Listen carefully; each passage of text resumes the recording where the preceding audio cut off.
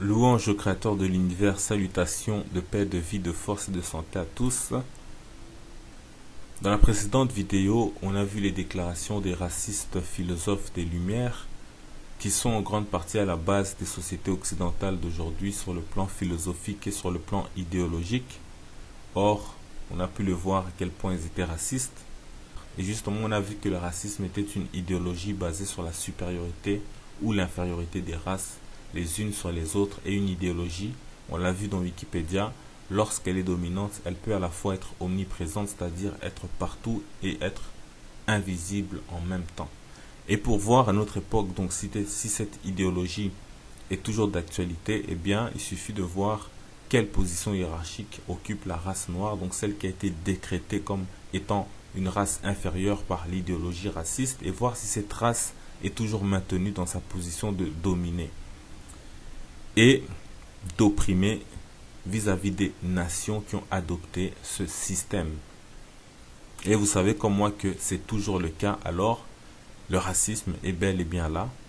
Et ça aussi, on l'a vu par des exemples tels que la situation actuelle aux États-Unis d'Amérique, où des policiers tuent des Noirs impunément, des Noirs innocents. On l'a vu dans les propos des différents chefs d'État comme Nicolas Sarkozy, président des Français, qui est allé jusqu'au Sénégal, à Dakar, pour insulter les Noirs sur le point de vue civilisationnel, où avant lui il y a eu Richard Nixon, mais aussi des gens moins importants. On a vu que l'idéologie raciste a été parachevée par un Français du nom de Arthur de Gobineau au XIXe siècle, mais pourtant, comme on l'a dit avant lui, les soi-disant philosophes des Lumières avaient déjà pris position au XVIIe et XVIIIe siècle. Et notre objectif est de remonter jusqu'à la source du racisme et montrer que cette idéologie est d'origine métaphysique ou spirituelle. Ainsi, on va donc remonter plus loin que Gobineau, plus loin dans le passé que les philosophes des Lumières. Pour cela, on va aller du côté du roi Louis XIV de France, celui qui se faisait appeler le roi Soleil, soi-disant. Mais nous, on se souvient de lui aussi comme celui qui a promulgué le fameux Code noir. Et qu'est-ce que le Code noir? Wikipédia nous dit donc à propos du Code noir, le titre Code noir a été donné à l'ordonnance royale ou édit royal de mars 1685. Plus loin, on nous dit à l'origine une ordonnance promulguée en mars par le roi Louis XIV. Plus loin encore, là où c'est souligné en rouge, les textes juridiques élaborés par le pouvoir royal pour les colonies et relatifs au gouvernement, à l'administration et à la condition des esclaves des pays du domaine colonial de la France entre 1685 et la fin de l'Ancien Régime. Et on précise ici qu'il ne s'agit que de l'esclavage des Noirs, comme on peut le lire sur cette image où il est écrit « pour la discipline et le commerce des nègres esclaves ». Alors, puisque ce document statue sur l'esclave noir, alors nous allons voir ce que ce document nous dit. Et pour ça, on va lire l'une ou l'autre extrait du Code noir dans Wikipédia. Donc, on va lire dans la rubrique Dispositions du Code.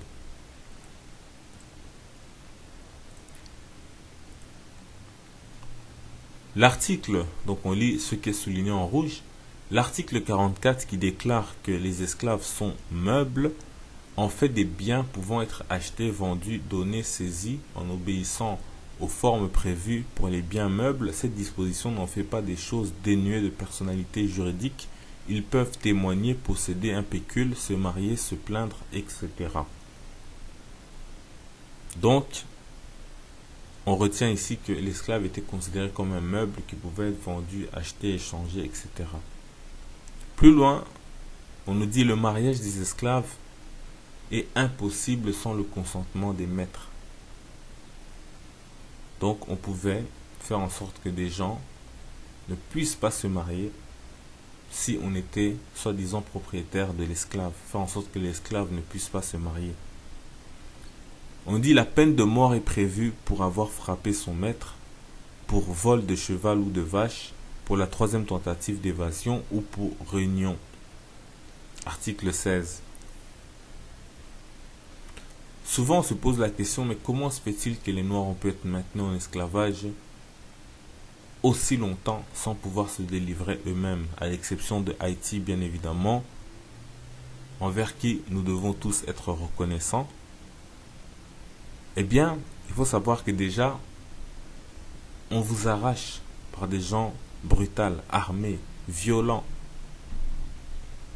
de votre terre natale pour vous emmener à des milliers de kilomètres où vous n'avez aucun protecteur, vous n'avez aucun repère, vous ne comprenez pas la langue des gens, etc. On vous change votre nom, on vous sépare de vos familles, vous êtes bouleversés, troublés. On vous prive d'éducation digne de ce nom. En plus de ça, on vous condamne à mort pour avoir soi-disant volé une vache, pour tenter de vous évader à la troisième fois, sans compter que les 2 fois précédentes, on vous torture ou on vous bat. Mais surtout, vous n'avez même pas le droit de vous réunir entre vous. Comment voulez-vous élaborer un plan? Vous arrivez chacun par votre côté. Imaginez à quel point l'Amérique c'est immense. Les Caraïbes, les îles, etc. Vous êtes entouré de mer.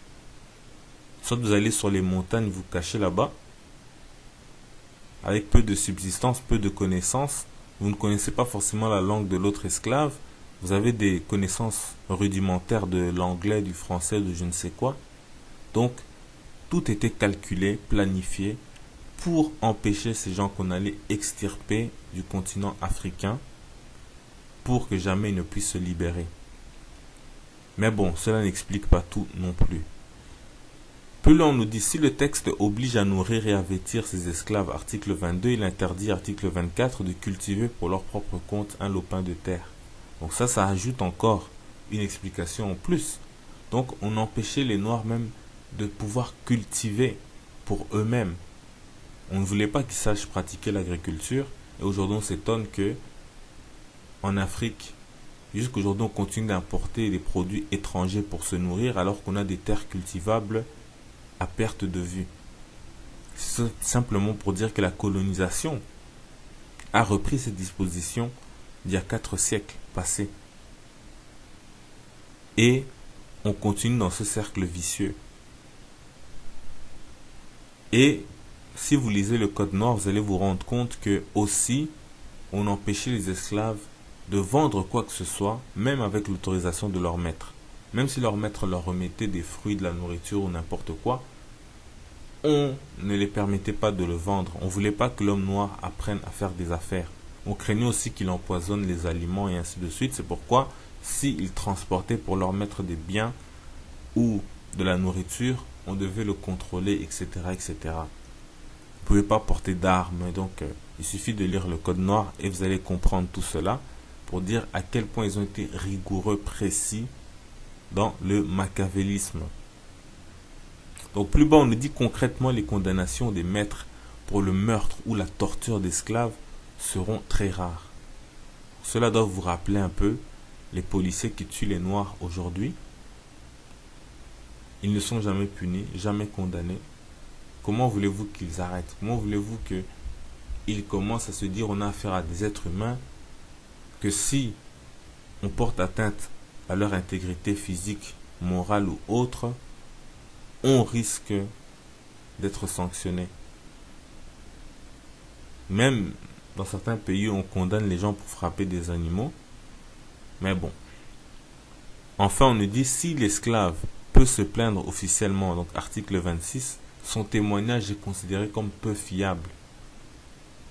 Donc finalement, lorsqu'on vous dit que l'esclave n'est pas dénué de personnalité juridique, soi-disant, qu'il peut témoigner, se marier, etc. Mais vous voyez qu'à chaque fois, c'est conditionné.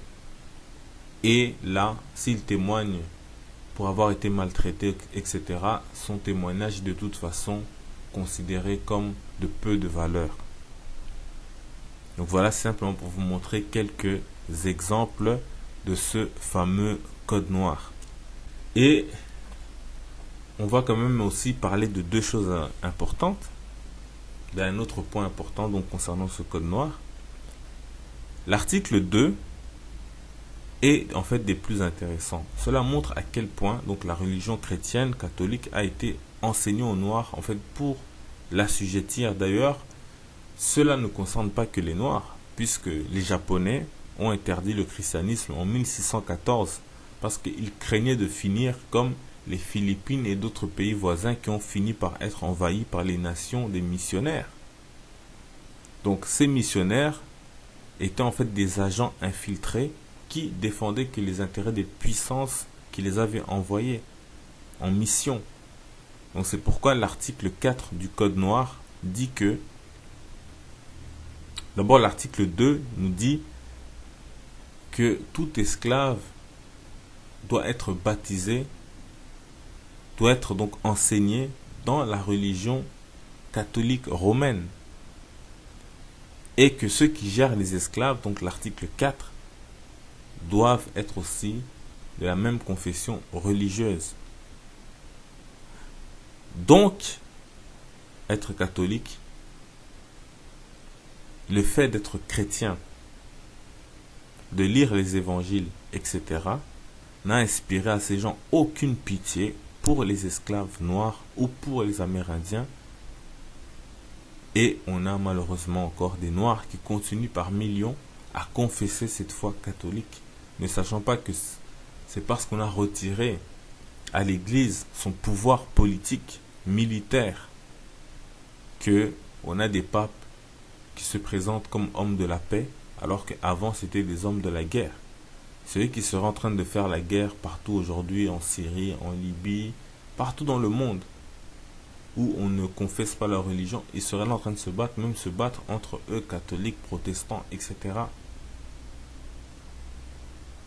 Mais bon, ils ont été esclavagistes, ils n'ont pas eu de cœur pour des millions d'Africains, des millions d'Amérindiens, et on croit que ces gens-là s'occupent du salut de qui que ce soit. Comment eux-mêmes obtiendraient-ils d'abord le salut? Comment leur pape obtiendrait-il le salut?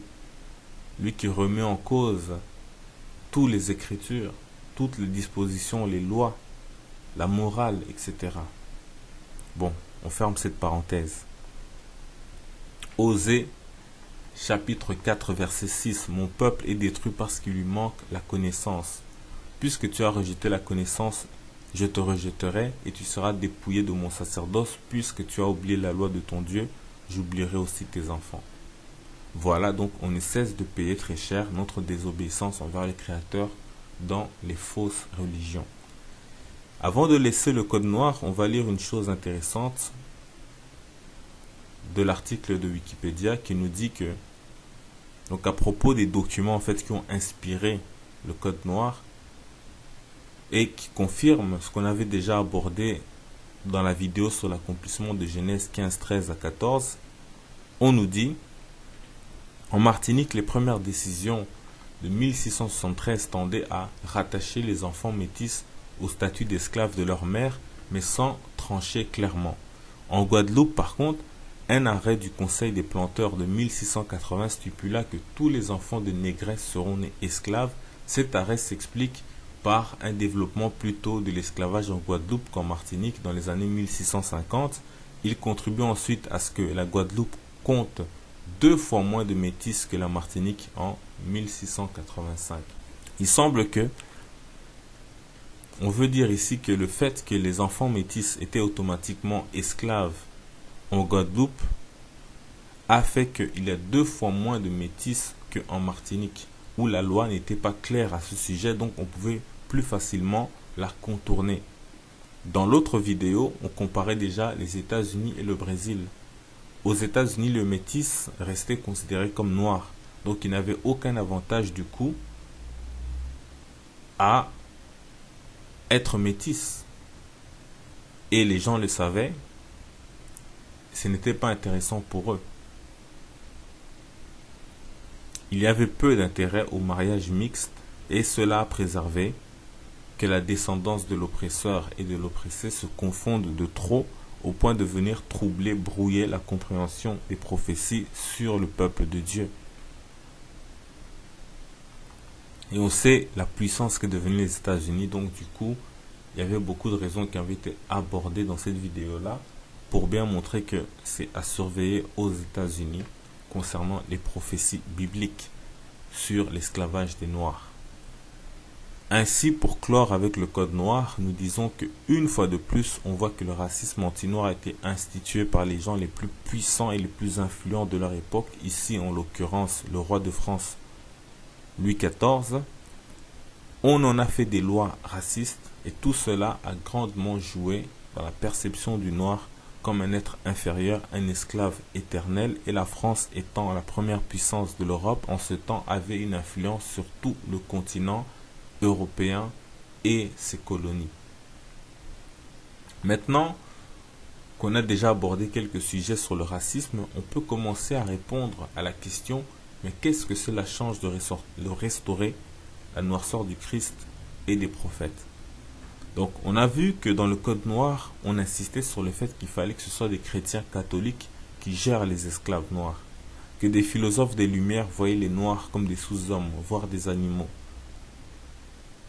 Alors, dites-nous, si à cette époque on considérait le Christ comme étant noir, aurait-on pu soutenir devant le peuple européen qui était chrétien que le Christ, donc Dieu selon les chrétiens, était un être proche du singe, qu'il était un sous-homme, qu'il était d'une race d'esclaves maudits, etc.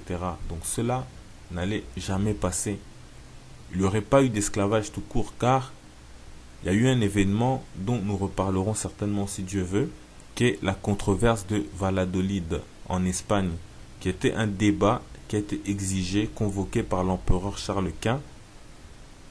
Nous dit Wikipédia, on lit, dont la question était de savoir si les Espagnols pouvaient coloniser le Nouveau Monde et dominer les indigènes, les Amérindiens, par droit de conquête avec la justification morale. Donc la justification morale de mettre fin au mode de vie païen des Amérindiens. Ça, c'est toujours leur prétexte pour conquérir, envahir, et puis ils viennent faire des lois, discuter, etc. Donc Wikipédia ajoute que c'est aussi un débat politique et religieux organisé en 1550, donc ça c'est même avant le Code noir, par Charles Quint, qui fit cesser temporairement la colonisation de l'Amérique par la monarchie espagnole. Donc c'était une affaire qui était très sérieuse, et parmi les questions qui ont été débattues, il y a eu l'esclavage en fait des Amérindiens.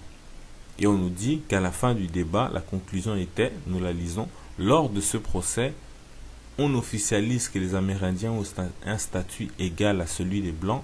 Cette décision ne s'appliquait pas aux Noirs d'Afrique dont l'esclavage n'était pas contesté. C'est d'ailleurs en raison de la controverse de Valladolid que les Européens vont pratiquer la traite des Noirs pour alimenter le Nouveau Monde en esclaves. Fin de citation. Donc, ce qu'on veut dire ici, c'est qu'on a cessé de réduire les Amérindiens en esclavage pour se concentrer que sur les Noirs africains. On prétend que c'est grâce à ce débat qu'en Amérique du Sud catholique, que les Amérindiens ont plus été épargnés de l'extermination qu'au nord de l'Amérique qui était protestant. Mais de là à faire croire qu'on a considéré les Amérindiens comme étant égaux avec les Blancs, alors qu'on sait très bien que la réalité était très différente, tout du moins on voit qu'une fois de plus, l'homme noir avait été mis tout en bas de l'humanité, et ce même par les religieux. Alors, sachant que le Christ est noir, comment allait-il faire pour proclamer donc cette infériorité des Noirs? Et on peut vous demander si vous connaissez le nombre des victimes de l'esclavage et du racisme envers les Noirs.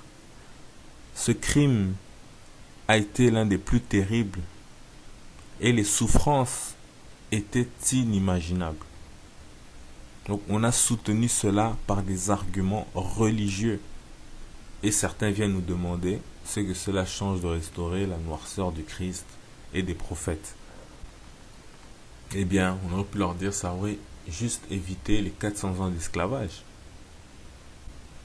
Et d'ailleurs, toutes les souffrances qui ont découlé de l'esclavage.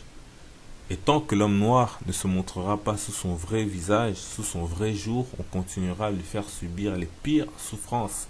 Donc il est temps pour lui de se mettre à l'esprit qu'il est le peuple de Dieu. Cependant, malgré que c'est cela que ça change, de restaurer la noirceur des prophètes, nous disons que, en réalité, on sait que tout cela ne dépend pas ni des racistes, ni de qui que ce soit, mais du Créateur. Parce que c'est lui qui avait déjà prophétisé, il avait parlé par ses prophètes. Et donc, il savait que tout ça allait arriver, il savait qu'on allait oublier Dieu, on allait nous oublier nous-mêmes, et lui allait nous oublier. Et quand le peuple de Dieu donc va revenir à lui-même, à revenir à son Dieu, à se considérer comme étant le peuple de Dieu, alors sa condition va changer et les nations seront obligées de reconnaître. On voit que c'est systématique, c'est automatique. Dès que le peuple noir en tant que nation, en tant que peuple se reconnaît comme le peuple de Dieu, il devient excellent, donc la malédiction le quitte, parce qu'en tant que peuple de Dieu, il va suivre la justice de Dieu. Donc cette justice-là se transforme en bénédiction, revient sur lui. Cette bénédiction se manifeste dans la réalité. Donc la réalité de l'homme noir change et les nations ne peuvent plus mentir. Ils ne peuvent plus dire l'homme noir n'est pas capable de ceci, pas capable de cela, etc.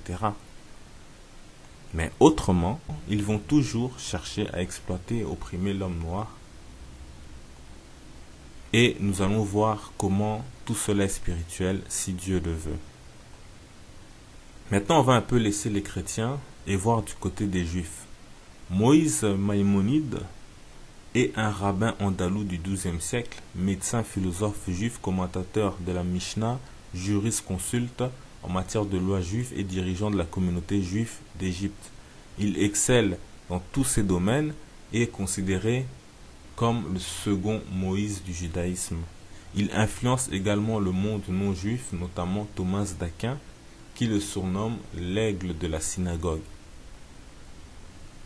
Lisons donc ce que dit le soi-disant deuxième Moïse du judaïsme à propos des Noirs, donc un homme du XIIe siècle. Leur nature est semblable à celle des animaux muets, et selon mon opinion, ils n'atteignent pas au rang d'être humains. Parmi les choses existantes, ils sont inférieurs à l'homme, mais supérieurs au singe, car ils possèdent dans une plus grande mesure que le singe l'image et la ressemblance de l'homme. Donc Moïse Maïmonide dans le Guide des égarés, livre 3, chapitre 51. Donc pour celui qu'on a élevé au rang de grands sages du judaïsme, les Noirs ne sont pas des êtres humains. Et cela dépasse tout entendement. Peut-être que vous vous en rendez pas compte, mais ses propos semblent être plus forts que lui. Et donc, qui va nous faire croire qu'un homme qui a vécu dans l'Espagne musulmane, dominée par des Noirs durant des siècles, puisse en arriver à la conclusion que les Noirs ne sont pas humains? On peut même se demander si ces propos viennent réellement de lui ou qu'on lui a ajouté cela après sa mort. Même si il y a de très fortes chances que cela vienne clairement de lui. Mais n'avait-il jamais rencontré un noir intelligent, ou mieux, n'avait-il jamais lu la Bible? Le livre des Cantiques, où une femme noire, femme du roi Salomon, dit « Je suis noire et belle fille de Jérusalem, comme les tentes de Kédar, comme les pavillons de Salomon. » Donc Cantique chapitre 1 au verset 5. Traduction Samuel Cohen. Quand on voit ce nom Cohen, ça ressemble à un nom juif. Maïmonide fait injure à Salomon, qui dit que cette femme est la plus belle de toutes les femmes. Cantique chapitre 1 au verset 8. Si tu ne le sais pas, ô la plus belle des femmes, sors sur les traces des brebis et fais paître tes chevreaux près des demeures des bergers. Donc si cette femme n'est pas femme, donc pas humaine, qu'est-ce qu'elle est? Salomon avait-il épousé une demi-singe? Plus grave, donc le soi-disant second Moïse a fait injure au premier Moïse. Nous lisons dans la Bible Nombre chapitre 12 au verset 1. Marie et Aaron parlèrent contre Moïse au sujet de la femme éthiopienne qu'il avait prise, car il avait pris une femme éthiopienne. Fin de citation. Donc on ne reviendra même pas sur les commentaires de la Mishnah Tanhuma, non, du Midrash Tanhuma, qui fait l'éloge de cette femme noire de Moïse, le plus grand de tous les prophètes, selon le judaïsme actuel et selon même la Bible Ancien Testament. On peut donc clairement parler ici d'un racisme spirituel. Cet homme pratiquait ou suivait une spiritualité qui l'obligeait à être raciste contre les Noirs, ou tout du moins à l'exprimer, mais on va y revenir si Dieu veut. Dans tous les cas, vous pouvez le voir, ces gens parlaient au mépris de la Bible. Un commentaire donc du Midrash dit à propos de Cham, un des 3 fils de Noé, pour voir que d'autres rabbins encore, avant lui, validaient des thèses racistes qui n'avaient aucun fondement biblique. Le Midrash donc dit sur la Genèse que son visage soit noirci et que sa descendance soit déclarée contrefaite. Donc on parle de Cham qui est maudit par Noé. Et on ajoute à la bouche de Noé une parole qui n'existe même pas dans la Bible. Rashi, l'autre grand rabbin du judaïsme dont on a déjà beaucoup parlé, a confirmé que la noirceur est une malédiction de Noé sur son fils Cham. Donc il dit, Cham a été puni dans sa peau, il a engendré Couche. Or, nous on sait que Couche, comme on l'a déjà vu, veut dire noir. Donc être noir, selon Rashi, l'un des plus grands rabbins, l'un des plus influents, l'un des plus cités, considère que être noir c'est une punition. Comment voulez-vous qu'après cela, tous ces juifs qui ont participé à la traite négrière, qui se sont enrichis, comment voulez-vous qu'ils nous voient, nous, comme des êtres humains? Ils nous voient plutôt comme des maudits, puisque dans la Bible on dit qu'ils soient l'esclave des esclaves de ses frères. Donc, ils ont peut-être vu que les Occidentaux étaient leurs frères, blancs, alors il fallait que nous soyons leurs esclaves, alors que les Occidentaux sont peut-être considérés comme les esclaves des Juifs, on ne sait pas trop comment ils comprenaient les choses, mais dans tous les cas, cela a été fait sciemment. C'était exprès, c'était calculé. Rashi a vécu au 11e et 12e siècle. Moïse Maïmonide au 12e et 13e siècle. On est donc 6 à 700 ans avant le siècle des Lumières. On est 4 à 5 siècles avant le Code noir. Donc imaginez ici, on est chez des Juifs, pour eux les Noirs ne sont pas humains. On ne dit pas que ça concernait forcément tous, sans exception. Mais on parle ici des gens les plus influents, les noms qui résonnent 1000 ans plus tard. On a vu le code noir des catholiques. Le noir est un bien meuble. On a vu les philosophes des Lumières qui ont combattu la religion par la raison soi-disant. Et pour eux aussi, le noir n'est pas tout à fait un être humain, qu'il doit être dominé, qu'il est laid, etc., qu'il est inférieur. Maintenant, on va aller du côté des musulmans. On va lire Ibn Khaldoun, né le 27 mai 1332 à Tunis, mort le 17 mars 1406 au Caire. Étrange, ils ont tous fini en Égypte. Mais bon, c'est un historien, philosophe, diplomate et homme politique ifriquien. Mais bon, quand on y pense, on sait un peu pourquoi, qu'est-ce qui s'est passé, mais on en reparlera si Dieu veut. Donc, il est issu d'une famille andalouse d'origine arabe soi-disant. Donc, sa façon d'analyser les changements sociaux et politiques qu'il a observés dans le Maghreb et l'Espagne de son époque a conduit à considérer Ibn Khaldoun comme un précurseur de la sociologie moderne. Ibn Khaldoun est aussi un historien de premier plan. Voilà ce que nous dit Wikipédia à propos de Ibn Khaldoun, qui a sa statue en plein cœur de la Tunisie, la capitale de la Tunisie, Tunis.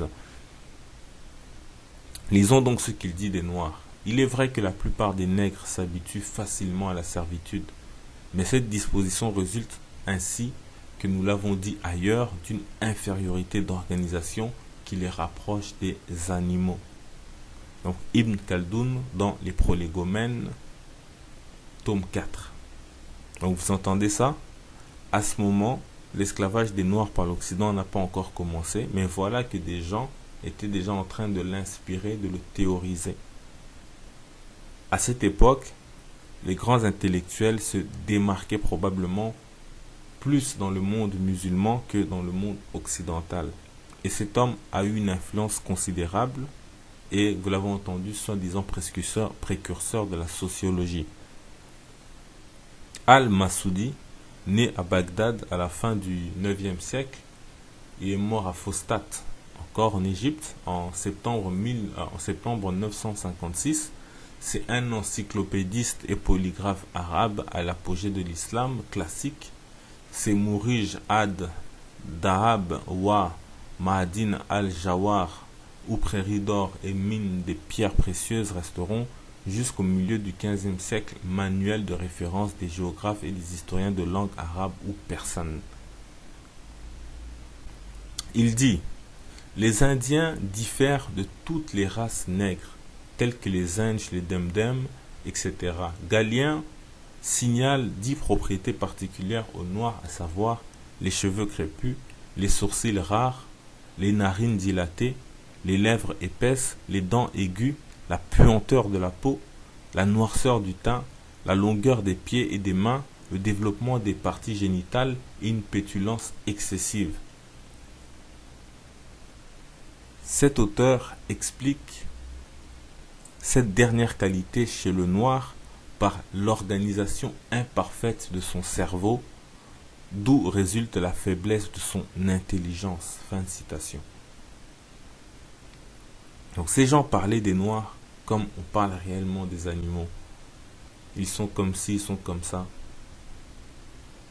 Ils se comportent comme ci, ils se comportent comme ça. Ils ont une absence de sourcils. Où vous avez vu ça? En tout cas. Al-Masoudi, qu'on surnomme le Hérodote musulman, montre ici qu'il n'avait rien d'un scientifique, pas plus que Darwin ou les soi-disant Lumières, mais le discours reste le même, avec cet homme des 9e et 10e siècles. Donc c'est il y a plus de 1000 ans qu'il a vécu. Donc ici, on parle d'un discours uniforme au travers des siècles par les plus grands sages, soi-disant de leur époque, selon, d'après leur nation. Un moment donc il faut s'arrêter, réfléchir, se dire, soit c'est vrai ce qu'ils disent, soit c'est pas vrai. Sur quelle base ils ont pu dire de telles choses? Oui, une fois que les peuples sont dominés, opprimés, ils deviennent ce qu'on a voulu qu'ils soient. Or, ces gens-là savent que Al-Jahiz, dans le monde musulman, est l'un des plus grands écrivains arabes et il était noir. Combien a-t-il eu de génies, de savants, d'inventeurs noirs au soi-disant siècle des Lumières? Mais malgré cela, ces gens déclaraient le noir sans intelligence ou pas tout à fait humain. Donc, on voit que c'est pas le fait en fait de voir la vérité en face et preuve à l'appui que l'homme noir est aussi intelligent que tous les autres. C'est pas ça qui va faire cesser en fait le racisme, qui, comme on l'a dit, est une idéologie. Et tous ceux qui adhèrent à cette idéologie se doivent de laisser de côté cette réalité. Ils doivent voir ce qu'ils veulent voir. Et pour que cette idéologie triomphe, il faut tout faire pour maintenir l'homme noir au niveau le plus bas. Ainsi, on pourra dire que cette idéologie, cette théorie du racisme est correcte. Mais comme on le verra par la suite, cela est spirituel et a eu un grand effet même sur les noirs. Regardez-les qui se traitent de sales nègres entre eux, reconnaissant que le blanc est supérieur. Vous écoutez des conversations d'Africains. Oh, le blanc, il est fort. Le blanc a inventé la roue, la voiture, les ordinateurs ou je ne sais quoi. Donc eux-mêmes, ils ont été conditionnés à cela. À voir le blanc comme supérieur et eux comme étant noirs, inférieurs.